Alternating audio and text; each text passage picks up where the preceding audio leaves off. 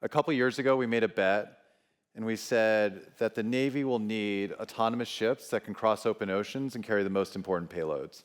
And at the time, for good reasons, there's a lot of focus on what I call the small drone boats, so like, small, attritable, low cost, inspired by a lot of things happening in Ukraine and the Black Sea. But I said, our Navy is a blue water Navy that operates across all the world's oceans and needs, we need vessels that are autonomous, that are relatively low cost, that don't carry people, but can do the missions across the Pacific or the Atlantic. And 2 years ago, there was no program of record, there wasn't a lot of interest, but we said, we think if you take all the requirements and boil it down, you need about a 200-foot ship that costs, in the low tens of millions of dollars that can carry payloads in 40-foot containers. And today, it's the biggest unmanned program in the Navy. So you worked in e-commerce. Were the factories unmanned, lights out factories? They weren't. They weren't. So this is, you just said the timing is right to make unmanned boats. I mean, I think the timing is really super interesting in terms of any autonomous system. But, John, to your point, the last 15 years has been warehouse automation. So Amazon Robotics, I started my own company, sold to Amazon's competitor Shopify. And in those warehouses, automation was a tool to make people faster, to increase the throughput of the warehouse, but wasn't something to replace everyone in the warehouse. Yet when we think about this platform, a lot of the value is taking every single person off the ship. So it's, in some sense, you have a lights out warehouse. This is a lights out ship, like 0 people. Yep. And autonomy, you think of software, but this ship, it's not only software. Maybe explain, in inventing it, what role was figuring out the software, and then what about everything else? I think you're right. I mean, I think, John, like Rich Miner, the founder of Android, yep. In some ways it'd almost be easier if we could just be the Android for autonomous ships and just do the software. The challenge about the platform that we're building, the challenge about the ocean is it's just a brutal environment. So if you just do software, you're not going to have something that can be out there for like months at a time. And if you think about what we're doing, the only other thing that we build that's like autonomous that really can be out there for months or years are like satellites. Everything else, whether it's a Waymo car or it's a Roomba vacuum or anything, we touch daily, we touch weekly, we can fix something. If it fails, it's really not that bad because you hit the power reset. But if you think about creating ships that can operate across the Pacific, if it fails halfway in between San Diego and Hawaii, like what do? Well, the Navy sends out a $100 million tow truck to go pull it in. And so the focus on reliability and getting the software and the hardware right is key.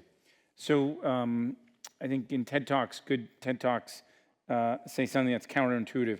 What are some counterintuitive things about an unmanned ship? And it's unmanned, so what's in the ship? How versatile is the payload? So what's counterintuitive about unmanned, and then what's actually under the hood? Yeah, I think the counterintuitive thing about what we're building is we're building an autonomous ship, but the autonomy in the way we think about it is probably one of the easier problems to go solve. And the hard problem ends up being the tail issues like connectors and changing oil filters and all the nitty-gritty things. Like the ship itself on the inside looks more like the basement of this building. You'll think steam pipes, valves, and just it's a lot of fluids moving pretty quickly. It's dirty, it's grimy. But when you think about the autonomy, we think about Waymo, we think about crossing the street and not hitting the baby stroller. But once you get these ships out to like the sea buoy, you're in the open ocean. And so the actually like autonomous part, it's hard-ish, but it's not the hardest problem to go solve. It's more, how can you create something that's reliable, that works all the different time? Now, we're also solving problems where we need to be autonomous using radar, using AIS, which is the Autonomic Identification System, using camera only. So like, there's a layer of things, but those problems like relatively have been solved because we have autonomous vehicles, we have aircraft that are flying without people. Like we can build on what industry's done so far. So maybe walk us through, what does the inside of the boat look like, or you'd have to kill me? I wouldn't have to kill you, but the way we think about what we've designed is we think about it almost like an aircraft. And so like one of my friends actually wrote about the SS United States, which is the last great ocean liner that we built. We built it in the 50s. So back in the 50s, if you wanted to get across to Europe, you'd take an ocean liner. It's the safest, most reliable way to get across. But it wasn't, at some point, it was the reason it was the last great ocean liners, we started to develop aircraft. And the reason we trusted aircraft when they went across, and flew across the Atlantic is they had multiple engines. So as we think about what we're building something with redundancy built in. Redundancy today is not built into ships of these size because you have people on board. So even if you go down, you have a leak, you put a band on it, it starts off as a pinhole, maybe it gets to something like a garden hose, but it never like floods the entire engine room because you can fix it. But what we've done is we've basically taken the analogy in the framework of like jet engines, put them on the inside of our ship. So our ship has engine modules. Each engine module creates electricity, and electricity can go to multiple motors to propel the ship. So even if we have one of these modules go down, you can basically make sure the ship gets across the ocean. So it's an electric boat? It's not electric, so there's no battery density that's high enough to actually do the transits that we're doing, but it's diesel electric, so we still use fossil fuels to create electricity, but then we can spread the electricity out and have the redundancy through the grid. So I think there's an engineering school called Thayer at Dartmouth. I think Thayer was based here. Yeah. The Clipper ships, a lot of them were made in Boston, very famous for the big trade. Is Boston strategic for this in any way? Are you continuing the history of Boston playing a role in shipping? Yeah, so I love the maritime history in Boston. I think to your point, sometimes you'll go into someone's house, like let's say you go to Beacon Hill or Back Bay, and they'll have like a Clipper ship over the mantle, and you're like, what does that mean? Well, the Clipper ships are actually some of the first entrepreneurs where you could basically put $30,000 down or the equivalent back then, and you can make like $300,000 or 10 or 50 extra money by basically sponsoring a ship that could sail around South Africa, go to China, do some trade, and come back in a couple of years. And so a lot of wealth was made. The Forbes family and other families made a lot of wealth on Clipper ships and trade in Boston. Boston's also unique because of Boston historically was an island, so we have a safe harbor, and it was very safe. And then generally, like the New England area, we had trees. There's a lot of shipbuilding up in Maine, or at least historical shipbuilding, because you had all these inlets. And for most of the time out of the year, you couldn't farm because it's too cold and there's snow on the ground. So people look for other stuff to do, like build ships. And even if you go as recently as World War II, we had the Four River Shipyard in Quincy. We had over 25,000 people building one of the largest shipyards. And so Boston, traditionally, we've built a lot of ships. We've been involved in the maritime industry. And then we have schools like MIT and others. We're close to the ocean, so it's easy to test in the water, test on the Charles River. I think there's even some building around here that has anchors right next to the stairs, along Mass Ave. Yeah, right, yeah, MIT. In fact, I was just in the tow tank at MIT last week, so it's all here. Yeah. Naval architecture played a big role in MIT early days. So I'm curious, does it need to go to the cloud to run AI, or is it an edge device and it has small language models on it? Yeah, so we're doing a bunch of work in parallel right now, but some of the work we're doing is we're actually testing the navigation autonomy. So instead of having a person driving something, we have people. But because of the size of our ship, we basically have 4K massive kind of pan, tilt, zoom cameras on top. And in order to process all that information, we have basically a server room of just servers and NVIDIA GPUs on there to process all this information. So you have to do all the compute on it, but it's kind of like the early Waymos or something. You open up the trunk and it's just processing and computers and cooling and everything in the back. It's a ton of information that we have to do, but we can, because of our size, we're going to have a ton of sensors and then compute on board. How fast can it go? Or is that classified? So speed is one of the most interesting things in terms of the requirements and the design. Historically, a lot of naval ships go 30 plus knots, so 30 to 35 knots. It's kind of like the speed that you have to go, so either to catch up to someone or to escape with someone. That's why most ships are between 400 to 600 feet. In order to get something smaller to go that fast, you basically need to put enough power on it. We actually have on our ship enough power to basically power Yankee Stadium and all the lights in Yankee Stadium. Because the Navy's the only one who say, you know what, we still need to go fast and we'll put a ton of power on it. So generally for this size, you want to keep up with the fleet, so you want to go 25 plus knots. There are other versions where you're more of a logistics and you can kind of go slower, but speed is definitely one of those interesting, you could almost have a dinner conversation about it. If it gets captured and falls into the enemy hands, does it self-destruct? So that's a little bit classified, but I think we already have autonomous systems. I think one of the talks before, they talked about 7 million drones being built every year in Ukraine.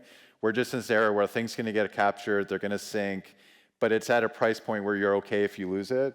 We're not okay if we lose $2 billion destroyers, and that's part of the reason we're not opening up the Strait of Hormuz right now, because we're not sending our most exquisite platforms to be sitting ducks into kind of that firing alley. 10 years from now, where do you see this product? Where do you see this space? Yeah.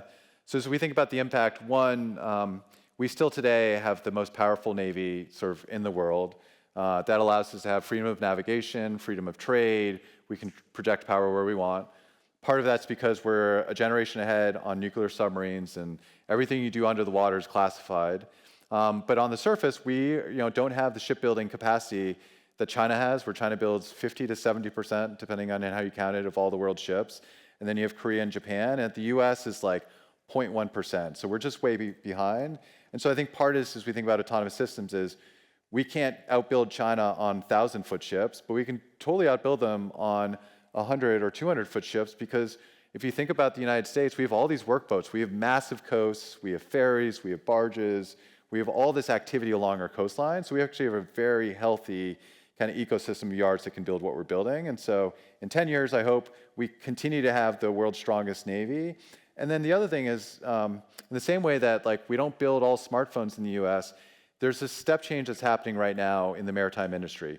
One, we're moving to more autonomous systems where you don't need people to do the dull, dirty, dangerous jobs. And the second is a lot of the cost of actually any ship that's propelling things through the water, moving things from point A to B, is on the fuel cost. And so it's not crazy to think about putting small modular nuclear reactors or other things where we can get rid of all the dirty fuel that we burn, and we really rethink how these ships are designed and operated. So when you served in the Navy, did you imagine one day you would be building the ships that would power the Navy?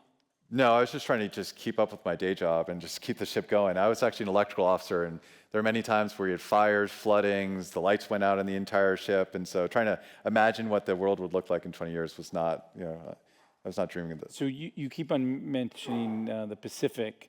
So this is more targeted for the Pacific than other oceans? You definitely, so if you think about how do you design a ship, you have to think about the payloads, the endurance, and the range. And so if you design anything that's not relevant in the Pacific, then you kind of rule yourself out of a major geography that's really important. So if you can meet the requirements for the Pacific, you can meet the requirements of any other body of water. Great. Last question. What is the human message behind an autonomous ship, autonomous Navy, autonomous fleet? Yeah, so my grandfather was in the Navy, my dad was in the Navy, went to Annapolis, I was in the Navy. It's just really interesting time because when you speak to the customer, because our first customer is the U.S. Navy, it's actually really interesting.